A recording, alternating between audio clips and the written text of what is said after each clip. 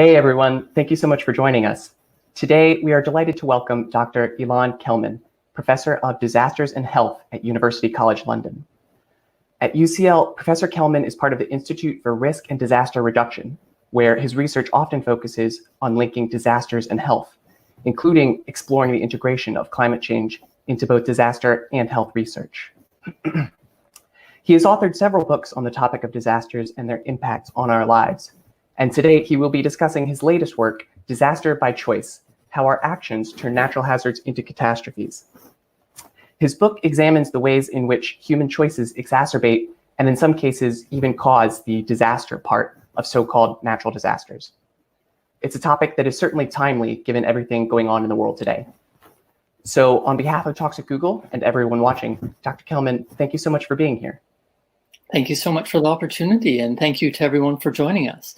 So it is, rather interesting times, and it sort of makes us question, well, we've talked about disasters for so long, and we research disasters, try and influence policy, try and get even businesses to deal with business continuity and think about different scenarios. And suddenly it's like, well, if I'm going to stand here and ask you to tell me, well, what is a disaster? We're living it. And in a sense, sort of what I've gone through is nothing compared to the vast majority of the population of the world. So yeah, it has been a bit of inconvenient. It has turned things upside down, but I still have the opportunity to be online. I still have my technology. I still have my internet.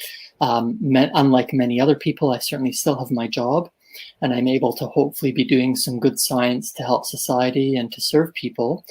And it sort of then says, well, in this situation, why are these influences, why are these impacts differentiated?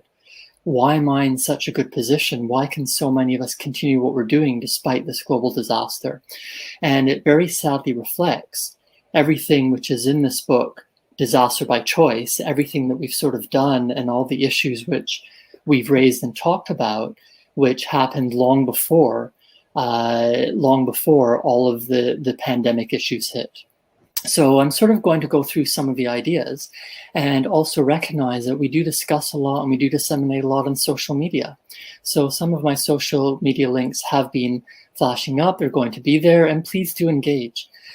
Because what we're all going to realize is that despite the fact that so much of this pandemic and the influences were known beforehand, so much of what we should have done and didn't do have been in the books and the textbooks and the emergency plans and the policies and the laws for decades. There's obviously still a lot that we don't know. And there may be a lot which to us works in theory, sort of in a book, on an online seminar, but it simply doesn't apply to you individually. So that's where we need the feedback. That's where we need the discussion to recognize that we know so much, we have so much on disaster science, but we also have a long way to go, particularly in terms of taking our knowledge, translating it into wisdom, and trying to ensure that those who do have the power, who do have the resources, who do have the choices, are able to do far better in the situation that we have now in this disaster situation. But it still goes back to the basics in terms of what is a disaster? And again, this has been looked at for decades. It is defined in legislation. It is defined in many company policies. There are academic papers or even books written which are titled, What is a Disaster? And I went through all this and I tried to say, well, how simple can I get it? How can I distill all the ideas? And what I came up with was basically 7 words. A disaster is a situation requiring outside help for coping. Something happens, we cannot deal with it, so someone has to help us get through the situation. You know, it's fairly simple. I hope it's somewhat intuitive. There's obviously a lot of vagueness in the words. What does coping mean? What does outside help mean? But when we're using language, there's always going to be disagreements and ambiguities. But I think that this idea at least translates across languages and many cultures and really hits down to this baseline idea that whether it's an individual or a country or the world, something goes wrong, we cannot deal with it ourselves, and so we have to bring in other resources, other help, other approaches, simply a situation requiring outside support for coping. Even if this is straightforward, even if we accept it, even if it is fairly intuitive, it then becomes a challenge. Well, hang on a minute. When we know that these things happen, when we've 10,000 years of human history to draw on, even the pandemic, we've had so many pandemics before, why does this situation arise that we're not ready for it? Why does the situation arise that we can't deal with it ourselves? And this is where it does end up becoming a bit more complicated, because the disaster or the risk of disaster emerges from two very sort of unintuitive, not easily translatable concepts. And those two concepts are hazards and vulnerability. So what is a hazard? Well, fairly straightforward, a virus, an earthquake, what I'm experiencing at the moment in terms of heat, that it's sort of hovering between 30, 35 degrees Celsius, and I'm in London, UK, and the infrastructure is simply not built for it. So in the context that we're talking about, it's therefore something from the environment, the tornado, the tsunami, the volcanic eruption, which can cause problems if we encounter it, so it becomes hazardous. That's actually the hazard. Some of these happen quickly, like the tsunami, like the volcanic eruption, like the tornado. Some of them are more slowly. So yeah, the virus was there, but it took a while to ramp up till it reached the entire world. Certainly droughts, they tend to ramp up quite slowly and then diminish quite slowly. But all this is something from the environment. It's something that we know. It's something that we've dealt with so many times before. So why does that phenomenon from the environment end up becoming a situation requiring outside support for coping? And that's where the second element, the really insidious aspect of disaster risk, comes in. This is what we call vulnerability. The fact that some people can deal with and get through an earthquake, and some people cannot. Some people appear to be more susceptible to microorganisms like the coronavirus. Others may have had it and didn't even notice. So we need to consider this element of which really tackles this point of coping in terms of how we as individuals, as collectives, as society can or cannot deal with hazards. And this is a vulnerability, this long-term process, which may be within our bodies, physical, but it's much more often societal, a long-term process which sets up people and communities to be in a situation where they experience harm or damage from the just typical environmental event like the storm, like the landslide. This might simply be poorly constructed buildings, poor planning regulations, or just lack of any zoning whatsoever. Perhaps we do not understand warning messages because we don't speak the language, or we don't receive it because we don't have the technology like we're using now. It could be that you know everything, you receive everything, but you actually cannot evacuate due to mobility issues and lack of support mechanisms for people with mobility issues. Or simply you don't want to go outside and evacuate, you don't want to go to the emergency shelter because you know that violent assaults, physical assault, sexual assault happens there, and you'd much rather take your chance with the volcanic eruption or with the cyclone than actually take your chance in that shelter where you know you may be attacked or robbed. So the issue is not really what the environment is doing, because we understand that we can deal with it. It's these decisions or lack of decisions in terms of being able to cope with it and actually address some of these situations. And this is fairly easily illustrated, both the good and the bad. So I'll take sort of the example which, at the moment people seem to have forgotten, and that's the example of earthquakes. And it's kind of forgotten because we're dealing with the pandemic, and the US, of course, hurricane season and wildfire season are starting. So people are now not thinking about, well, how can I get this long-term process of seismic resistance into the building codes, into the buildings? But earthquakes are fairly straightforward, right? If your structure stands up, you're going to be okay.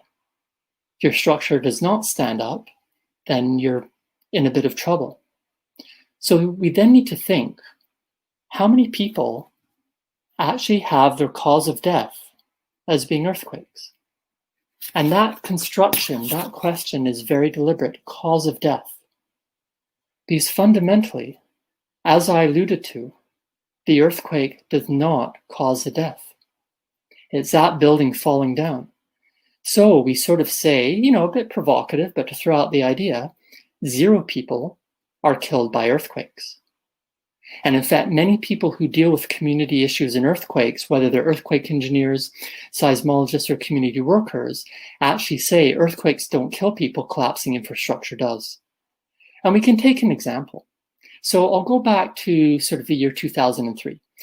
And 26 September 2003, absolutely massive earthquake in northern Japan. We were talking moment magnitude 8.3.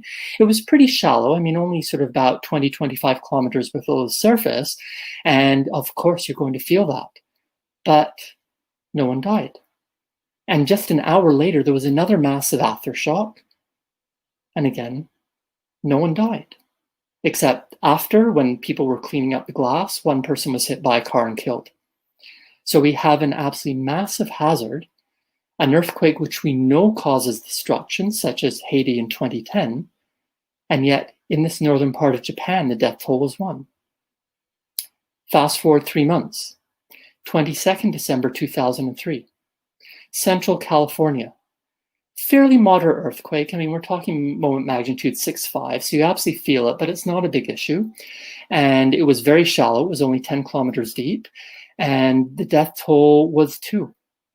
What happened is that 2 people in one building felt the shaking, ran outside, which of course, if your building is going to stand up, running outside is not a good idea. You should drop, cover, and hold.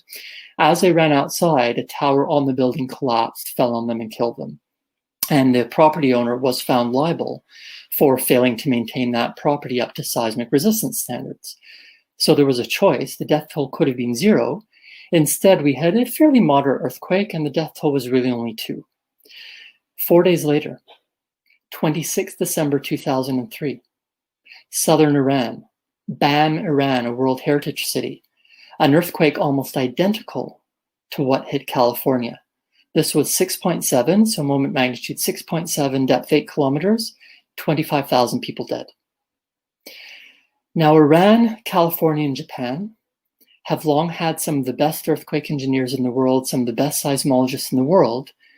In Japan and California, they were able to get this into policy and practice to avoid buildings collapsing in earthquakes. In Iran, they weren't able to.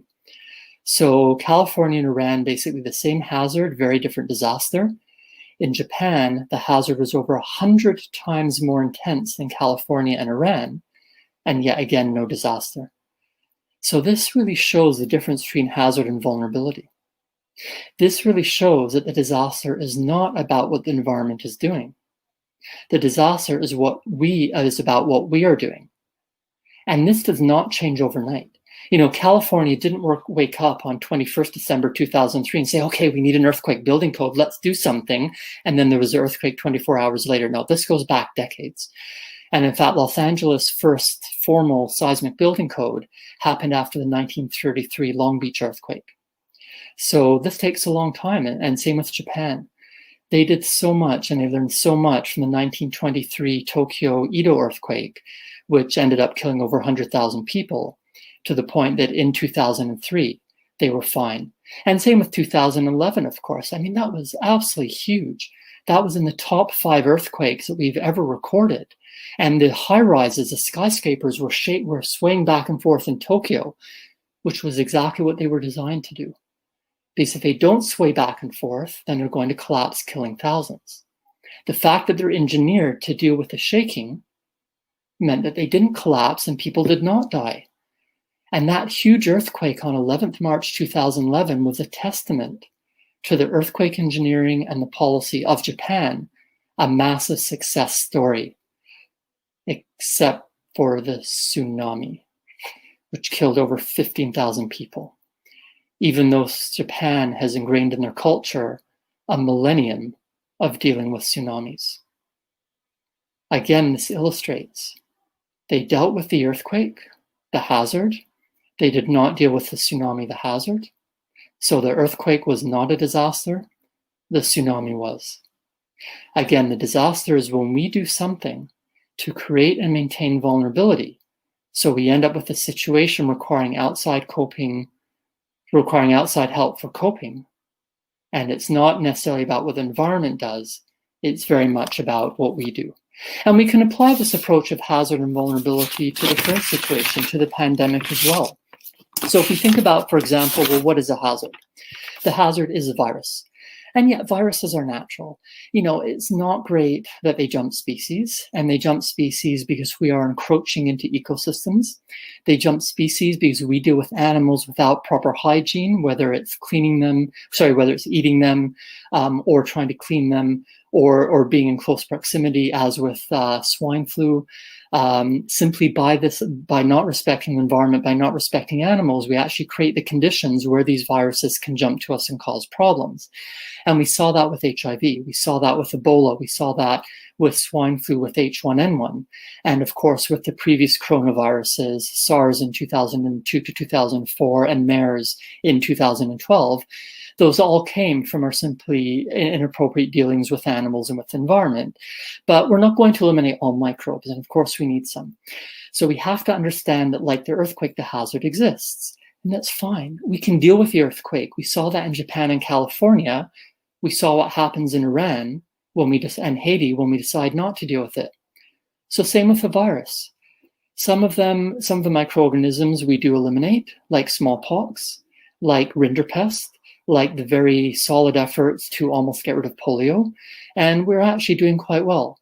Other times it may not be possible to get rid of it, but we can certainly accept the fact that the viruses or the microorganisms may jump to us from other species. So number one, we want to reduce that chance by not going wantonly into ecosystems and destroying them, and number two, dealing with animals appropriately. But number three, we have to accept that at times the earthquake is going to happen. At times there's going to be a microorganism jumping species into us. So how can we deal with the hazard? Well, we can watch for it. Surveillance, monitoring, being aware that when a health professional says, I think we have a bit of a cluster here, which is a really bizarre form of pneumonia, maybe you should take a look at it, actually believing them and dealing with it. Instead, when the health professionals identified this hazard, this possible new sickness in Wuhan, China, the response of those with power and choices was to intimidate the doctors, to silence them, to say, oh, we have it under control. To say, oh, you know what? Human-to-human transmission is not possible. Until again, it was too late. So irrespective of the virus, irrespective of it jumping species, even when a new disease emerges, we can and should deal with it as long as we've resourced the mechanisms which we need, as long as we've dealt with it properly, and as long as we are willing to say, you know what, maybe there has to be a local lockdown for a week till we figure this out. Maybe we do need to have much more support for medical research so that we're not waiting a year, 2 years for a vaccine. So we have the labs up and running and we have the expertise ready to go, as opposed to certainly in the UK and many other countries for more than a decade, a lot of science budgets have been cut. So the issue is partly the virus, but the issue is also when a strange new disease emerges, are we going to deal with it appropriately? And that's very much on the hazard side, where we made the decision that we are going to cut the budget for international surveillance and monitoring. Authorities in Wuhan made the decision that they were not going to believe the health professionals. And then when we got into the situation where it was clear the virus was spreading around the world, certainly the UK was very reluctant to implement lockdown and did so far too late. And of course, there's many other countries like Brazil and the US, which are simply trying to avoid any form of implementing sort of virus control, transmission control.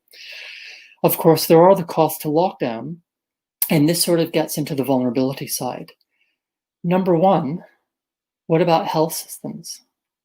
Why do we have a situation where some countries were desperate to get into lockdown because they knew their health systems could not cope with people infected by the virus?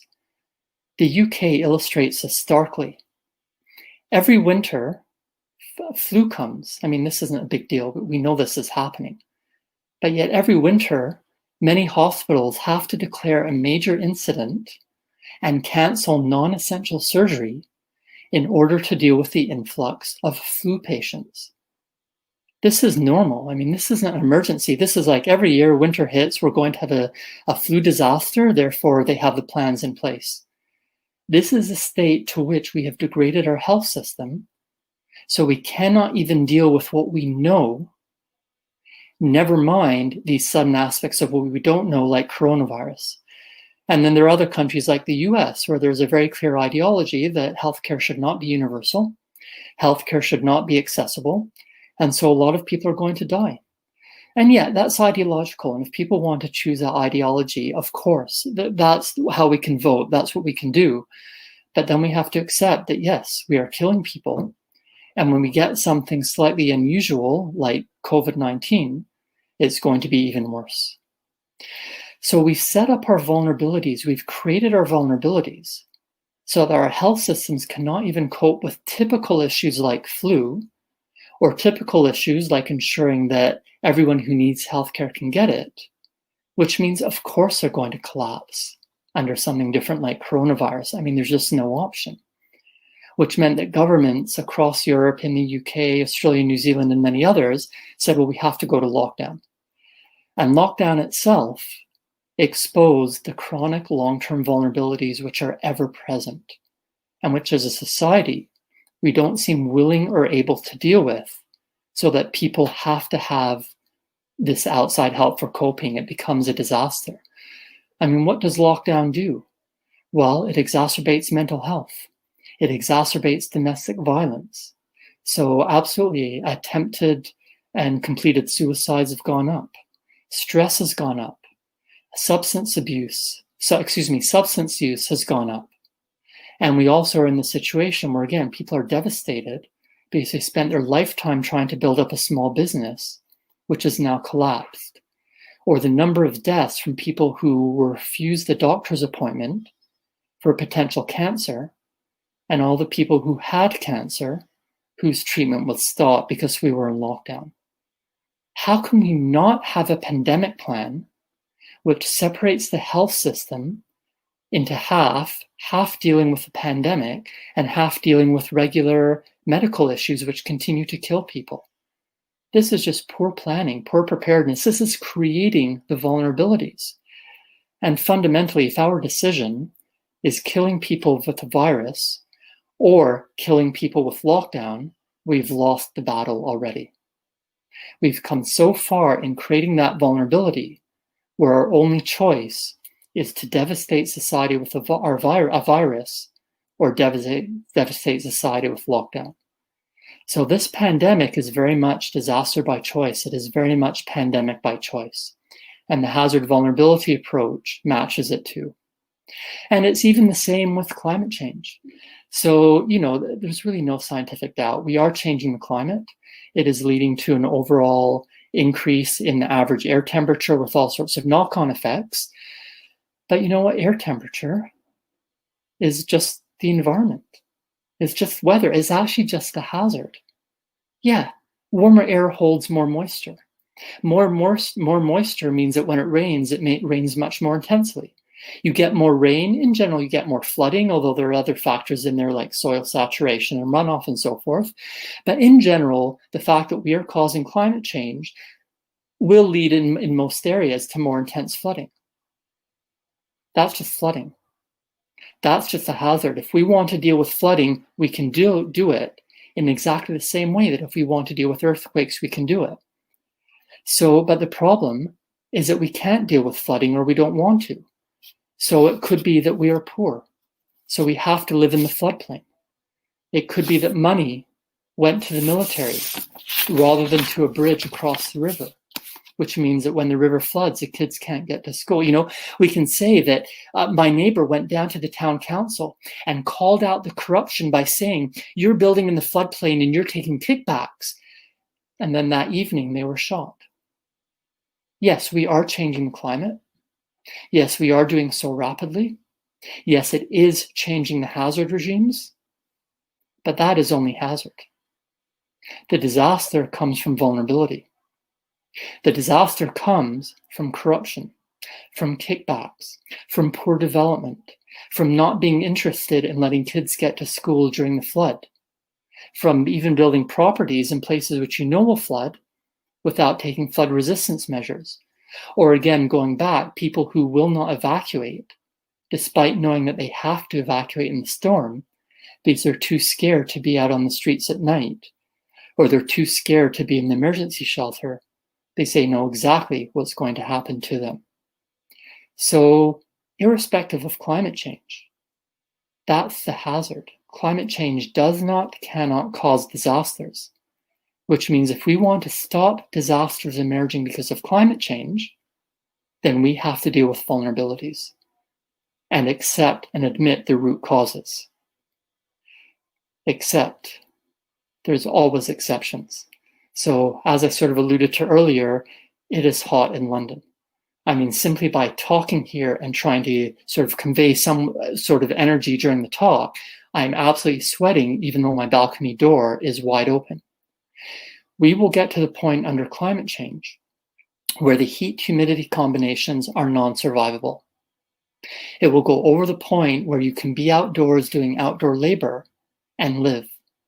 If it does not cool down at night, which again is where we're heading, then people are simply going to die because their bodies overheat and there is no recourse. Well, there is a recourse, right? Put in air conditioning. But who can afford that? And it takes a lot of energy. It takes a lot of electricity, which means we're just contributing to climate change even more. So it becomes this vicious cycle. Fans are also very energy intensive, but it is going to get to the point where if you put a fan on yourself during a heat wave, you're going to kill yourself. Because the fan ends up just blowing hot, humid air on you, which means you become more dehydrated and you don't cool down. This is where climate change is pushing us. And this means that heat waves, which before were typical disasters, they were caused by vulnerability, not hazard. Heat waves are going to become highly lethal disasters, the fundamental cause of which is climate change. And then we have to think about the knock-on effects. I sort of said, well, if you're outdoors, you're dead, which means that you can't do outdoor agricultural labor. So what happens to people relying on subsistence? What happens to our food supply? As evaporation and transpiration increases, what happens to our water supply? Most of us here, well, we can just pop down to the local store and pick up some bottled water. But if you rely on mainly natural water sources, it doesn't help you that hurricane season or cyclone season brings a lot more water and it's much more intense. Because in the dry season, you don't have any water. And when it does rain occasionally, then it immediately evaporates. So rainwater capture, yeah, possibly. But again, evapotranspiration. So there is this major exception, and there are a few others, of climate change pushing the world into heat humidity realms where it's simply not survivable and the disaster is absolutely coming from that hazard, although that hazard is obviously exacerbated by us. So we can't even really blame the environment for it, even though it is a sort of so-called environmental hazard. And as we go through all of these, there are so many hazards to think about, whether it's space weather or meteorites. And almost all of them, we have options to deal with either the hazard or the vulnerability, meaning that the disaster is us. The disaster is not coming from the environment. There are some exceptions, and I'm happy to go into some of those during the chat. So there's about half a dozen major examples of very rare hazards where they will take out the planet, and there's actually not a lot that we can do about them. Some of them may give us a couple of centuries of warning. Some of us may not give us any warning whatsoever.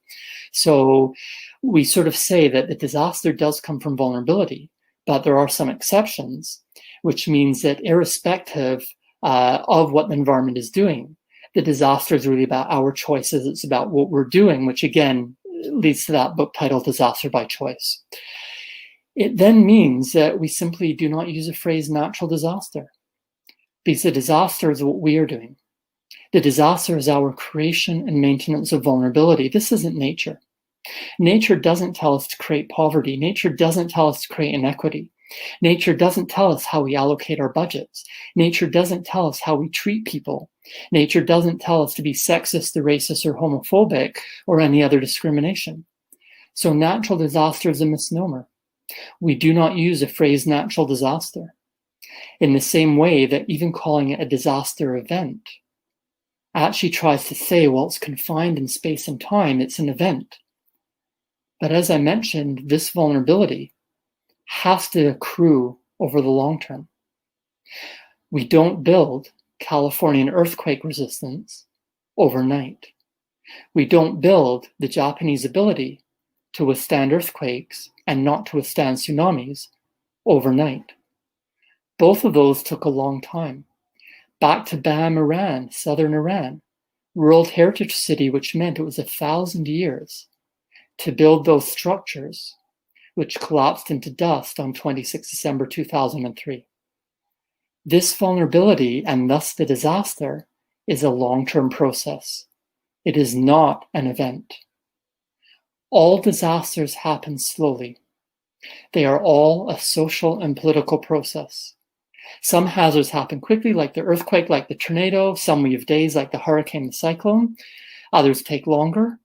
But the disaster itself is not natural, is not an event, and the disaster, the vulnerability, never happens quickly, never happens rapidly. So we need to know this, which we do. We need to accept it, which we sometimes do and sometimes don't. We need to bring people on board to recognize how much we can do, like in California and Japan, like in New Zealand, which has done so well with coronavirus. I mean, having some problems now, but look at that reaction. I mean, immediately they get 4 cases, boom, deal with it. They're now up to 14 cases, and they're working out how to deal with it. They were ready, they were prepared. So there is so much which we can and should do, and there's so many good practice examples. And we bring this into our research, and there's also some very good examples in the papers I write and the blogs I write and in the book. We also bring it into our education. So we run several master's programs, sort of a Master of Disasters. And next September, we are starting the UK's first bachelor degree in humanitarianism. So this will be a Bachelor of Science in Global Humanitarian Studies, to try and train the young uns, to get them into university and say, you know what, there's so much that you can do in the private sector, in the nonprofit sector, in government, and in academia, to apply the knowledge to create the wisdom to reduce vulnerability and to stop disasters. So yes, it is disaster by choice. It is the people who have the resources, it is the people with the power, it is the people who have the opportunity, who have to choose and take the pathway to reduce vulnerability and to stop vulnerability. Ultimately, in the end, to ensure that disaster by choice becomes no disaster by choice. So thank you very much. I'll hand it back over to Matt, and looking forward to the questions and discussions. Thank you. Thank you so much, Ilan. We have some time for questions. So for those watching, please add your questions through the YouTube chat window. To start us off, to what degree can and should technological innovation replace or make up for lower disaster preparedness? In your book, you discuss how building techniques are far more sophisticated today than they were, say, 100 years ago, which can help cities survive earthquakes. How do you think that government officials and researchers should think about the trade-off between innovating on technology versus preparing populations for disasters? For me, there's no trade-off. Both have to be done simultaneously. Both are important and both work. What we do know is there's no single solution for every location. There is no single solution for every vulnerability. So we have to sit down, work together, and say this is actually very much about joining forces and saying we need the engineers, we need the architects, we need the planners, we need the design professionals, we need the computer scientists, we need the computer technologists, we need those working with remote sensing, building satellites, looking at telemetry, doing it real time, sitting in the same room as a behavioral scientist, as a sociologist, as a political scientist, as an anthropologist. Look, we're one species on one planet, not doing a great job of it. So let's really make it truly that we're all in this together rather than separation. We cannot do it without technology. We cannot do it without these innovative processes and the big data and the real-time analysis and all the wonderful information which we're creating, whether it's algorithms, whether it's data, whether it's information, whether it's software and communications, but nor can we rely on it. Because things go wrong. Technology and behavioral interventions can each have consequences that may be surprising, even if they shouldn't be. So it's about saying, what repertoire do we have? Let's ensure technology is on the table. Let's ensure that behavioral innovation and social and political approaches are on the table. But let's not assume that they contradict each other. Let's not assume there's a trade-off. let's not assume that anyone always works. Let's see what we have, look at the context, and go forth together to use everything we have to save lives. That makes sense. Another question. Throughout your book, you discuss the numerous inequalities that exist in the world and how they impact the vulnerability of different populations. You also touch on how disaster modeling, particularly modeling the paths of hurricanes, is one tool that we use to provide early warnings to cities and states. I'm curious if there are any known inequities in these models in terms of the regions that receive attention for modeling, but also in the generation of the models themselves. Yeah, absolutely. Certainly. So we're looking at these sort of cyclonic storms, and the general phrase is tropical cyclones, which covers hurricanes, cyclones, and typhoons. So hurricanes, cyclones, and typhoons are all the same. There just depends where they originate and where they go. They're all tropical cyclones. And there's no doubt that the ones which tend to hit the richer countries have far more sophisticated models than in many other places. So even when we look at the projected impacts of climate change on these storms, overall, it is fairly clear that climate change is going to increase intensity, so they will be far more powerful and drop a lot more rain, but decrease frequency. So we will have fewer storms, but worse. What we do know is that we have about 15 years, if not more, of incredibly robust and consistent research for Atlantic hurricanes. There's only about half a dozen papers looking at Bay of Bengal cyclones. So that very much illustrates the inequities in the research, what the models are telling us, and where the money goes in terms of trying to say what will climate change do to these storms. There's also an inequity of communication. So certainly if we're talking about the US and hurricanes, what NOAA does with their probability cones and their forecasts, it's world leading. I mean, it really is fantastic and phenomenal. They certainly need a lot more support. There is a long way to go, including communication, but they have taught people in the world just trying to do better, understanding what goes right and what goes wrong. So the information is out there, and it's really, really easy to access and pretty straightforward to understand.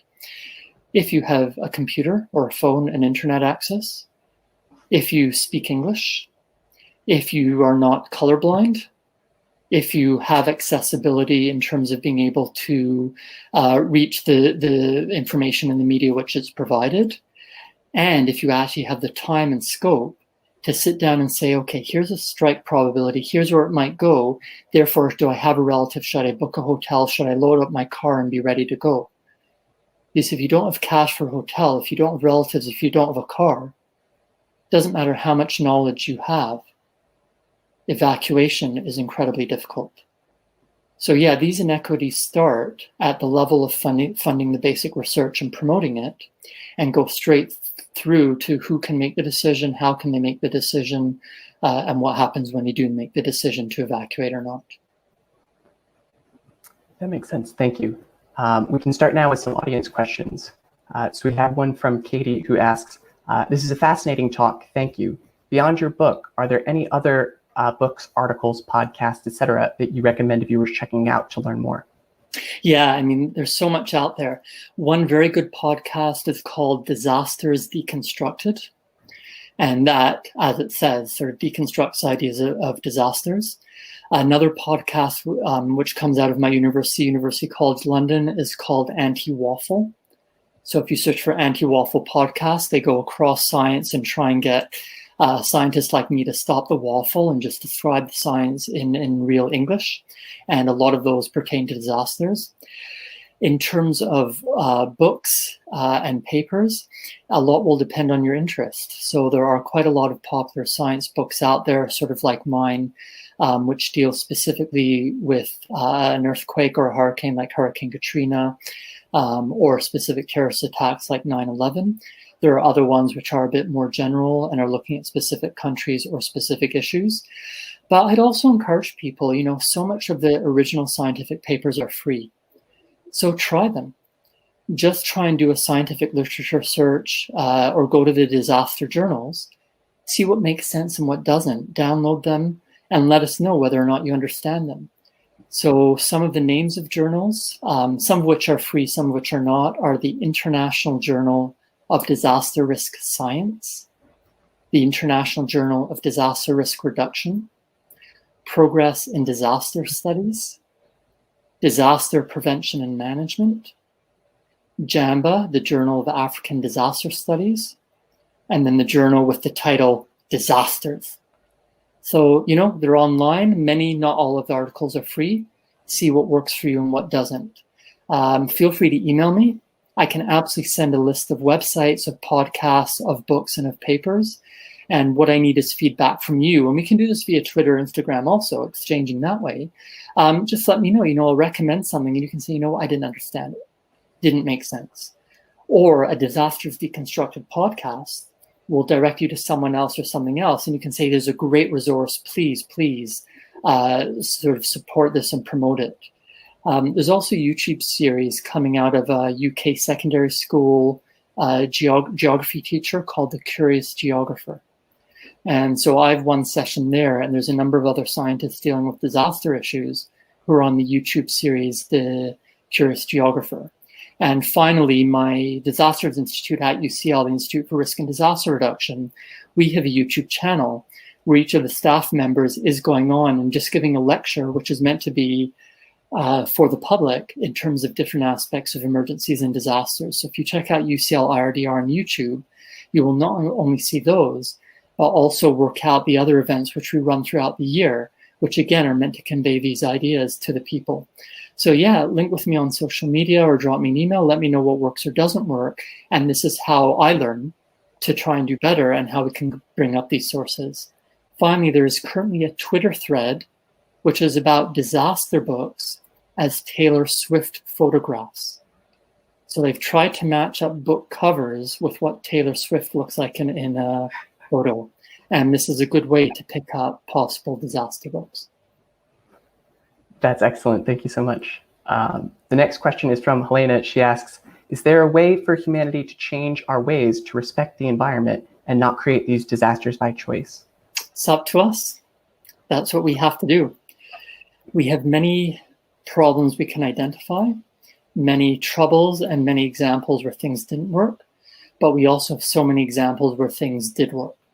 So if we look at, for example, two cities, Boulder, Colorado and Toronto, Ontario, both those cities have decided that they really want to try and eliminate flash flood deaths.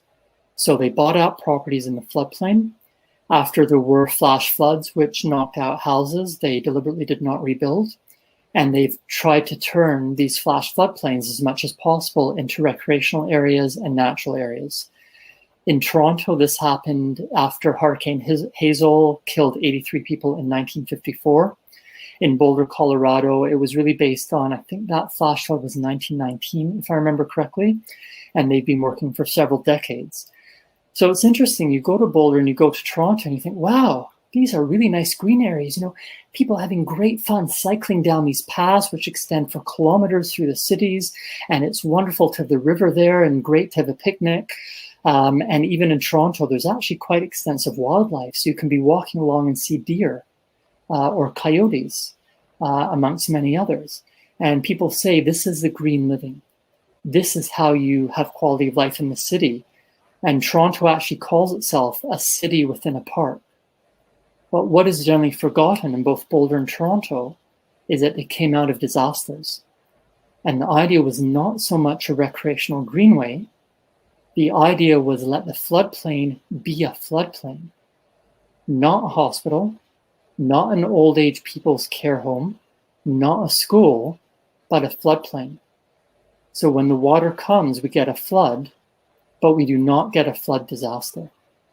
So these are two wonderful examples of exactly what you're asking, living with the environment to avoid disasters. But of course, there are many other places where it's not working. So let's learn from the successes. Let's also learn from other cultures. There are many traditional and non-traditional approaches around the world where people have said, let's live with the heat, let's live with the cold, let's live with the slope, let's use a volcano to be a resource rather than a threat. So there are places where people actually want lava to come out occasionally because it burns the vegetation, which means that grass grows and they use the grass for their cattle, which is their livelihoods. Of course, you have to have the monitoring and evacuation. So if there's too much lava, they can get away and don't get killed. but it's a way of saying the environment exists. It provides a resource. Let's ourselves stop it being a threat. I think in line with that, Randall has a question that goes back to your discussion on the definition of a disaster. He says, climate change feels like a disaster in waiting, but what outside help can we appeal to? Yeah, and that very much comes back to the fact that climate change is altering hazards, but it's up to us for vulnerability. And the definition which I propose, those 7 words, does have limitations.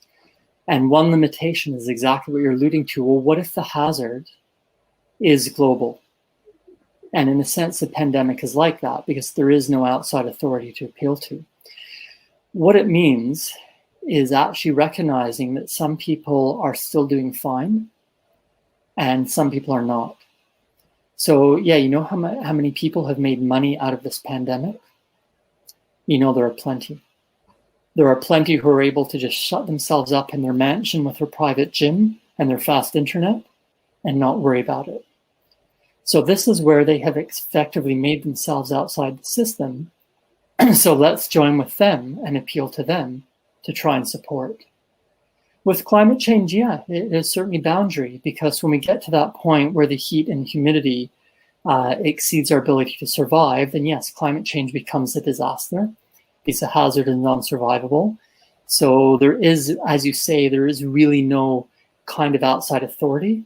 But those who have tried to be outside the system are very much those who have the opportunity and the resources to change.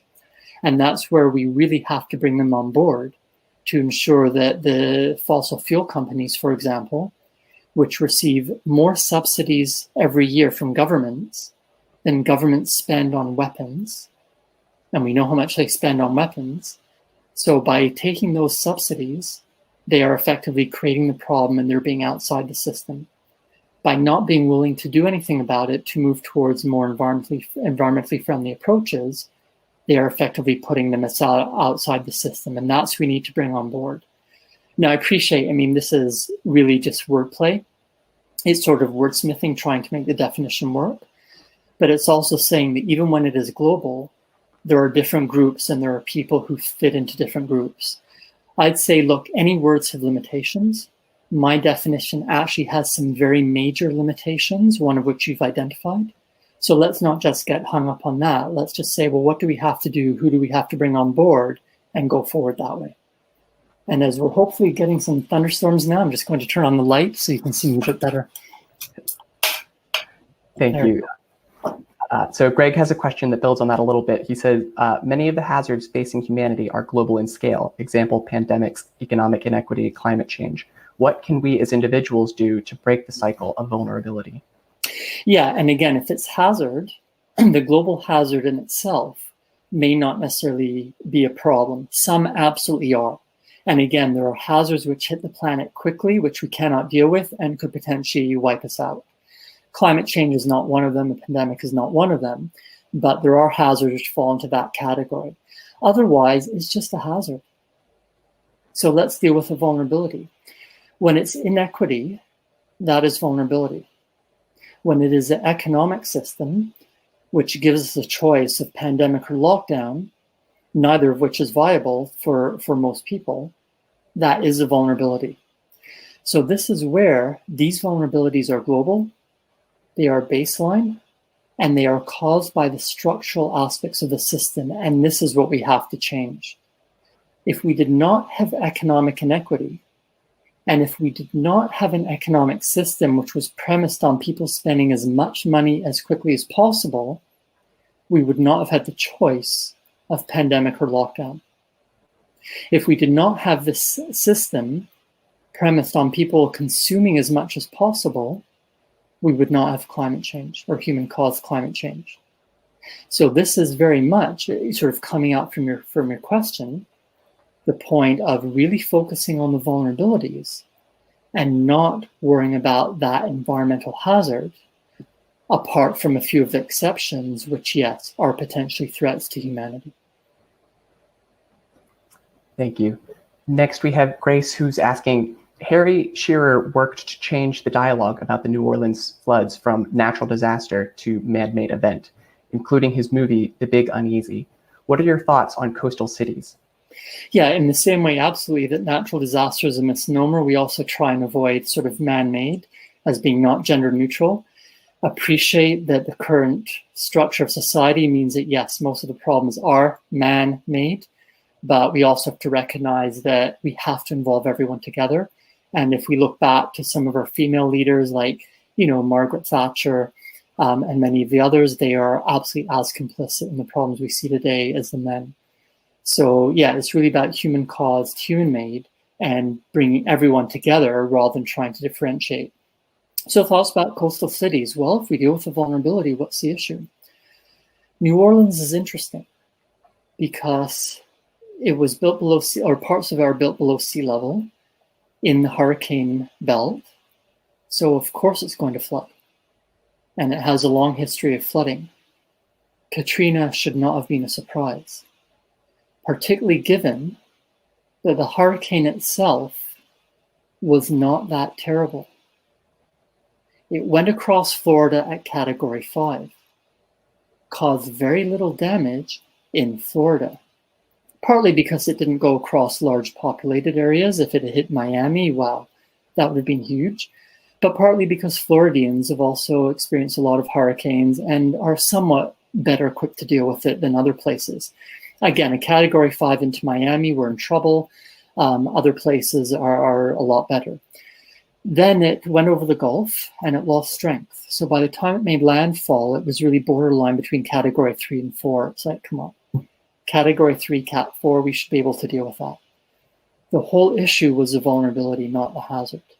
It was a fact that extraction of groundwater and fossil fuels had caused subsidence. It was a fact that ecosystem devastation in front of New Orleans had taken out the wetlands, which made the storm surge worse. It was a fact that they did rely on structural defenses, which had not been properly maintained or repaired. So people looked and said, oh yeah, there's a wall there, we're fine. But then the wall started leaking, and there were different failures because of that. But more fundamentally, it was the inherent ingrained long-term inequities, discrimination, and racism, which meant people did not have choices. It was the voting patterns. People not only elected a mayor of New Orleans who is now in prison for corruption and felonies, they elected a president who appointed to head the Federal Emergency Management Agency someone who effectively had zero experience in the topic. So the issue is not being on the coast. The issue is not being in a city. The issue is if you're going to build a city on the coast, you better deal with the vulnerabilities over the long term, unless, of course, you want a disaster. Thank you. So we have time for one last question. And Adam asks, love the logic of vulnerabilities versus disasters. What other parallels can you make with this strategy of accountability? Do you feel this is counter to typical human reaction? It is a hard message to get across in many circumstances, because it means that we are taking the blame. The good thing with natural disaster is its nature. Well, it's an act of a deity. Well, there's nothing that we can really do because this is what the environment does. By turning it around and talking about these long-term processes of discrimination, oppression, inequity, and injustice, we have to change. By telling people that you voted for a president who, when he was told that a plane hit one of the towers, he just sat there and did nothing, means that we are culpable. The fact that in the UK, in December in the election, we had a very clear choice for Prime Minister, and we gave a huge majority to someone who goes into a hospital with coronavirus patients, shakes their hand, and then jokes about it. We are culpable for electing these people. We are culpable for creating systems of media which influence people and which give misinformation and disinformation. So by putting it towards vulnerability, it can be very hard to say, yes, we are responsible and we have to change. But this is that message of disaster by choice. Now, of course, whose choice? Because I don't own media. I can't tackle the misinformation and disinformation. I cannot really put out my own and influence people. So how culpable am I? we all have some level of choice. We all have some level of resources. It's about doing what we can to use that while recognizing that, yeah, there's always people who have more resources, more options, more opportunities than me, who are more powerful, but there's also people who have a lot less. And so hopefully I can have a positive influence on those who don't have as much as I do, while recognizing I cannot do everything. Not every individual can do everything. So again, it's about joining forces and working together. And analogies, well, it goes beyond the disasters. It goes beyond those specific situations. It's about everyday risks. It's about who smokes. It's about who decides to wear a seatbelt. It's about who lives in areas with higher air pollution and higher water pollution.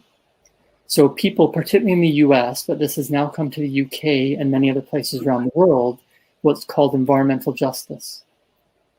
Recognizing that it tends to be the poorest people and the most people discriminated against who tend to be exposed to the most pollution of all types, who tend to be exposed to the most violence of all types. And the violence is not just shootings and stabbings, but it's also about the everyday quiet or silent violence, whether it's words, whether it's not being called for an interview because of your name, whether it's walking down the street and being attacked because someone thinks that you maybe look sort of Chinese, and of course all Chinese are responsible for coronavirus. Or again, after 9/11, where one Sikh man was murdered, was shot at a gas station in Texas, because of course Sikhs are like Muslims, apparently. And of course all Muslims or anyone who might look like a Muslim is responsible for 9/11. That is the inherent silent continual violence, the everyday risk. And there's a hashtag everyday sexism, there's a hashtag everyday racism. This concept of vulnerability, this concept of our choices, this concept of not willing to take responsibility absolutely applies to these minute by minute, day by day, week by week issues, which we all experience and which kill people, in fact, tend to kill people far more than a lot of what I've been talking about, the earthquakes, the hurricanes, even the pandemics. So that's where we all have choices to deal with everyday sexism, everyday racism, environmental justice as much as we can, to talk to people about it, to stand up for the issues we believe in, and to move forward again to ensure that any risks, are very much risk by choice, and also ensuring that it is a lot less risk by choice. So we are all working together to help each other do so much better for our society and therefore for ourselves. Thank you so much. I want to thank you again, Professor Kelman, for joining us today and for providing such great and timely insights in your talk. Thank you very much. And again, please contact me on social media, drop me an email. Happy to be in touch, seeing what I'm doing wrong and how we can work together to do what is right. Thank you. And for everyone watching, we look forward to seeing you at our next Talks at Google event. Take care, everybody.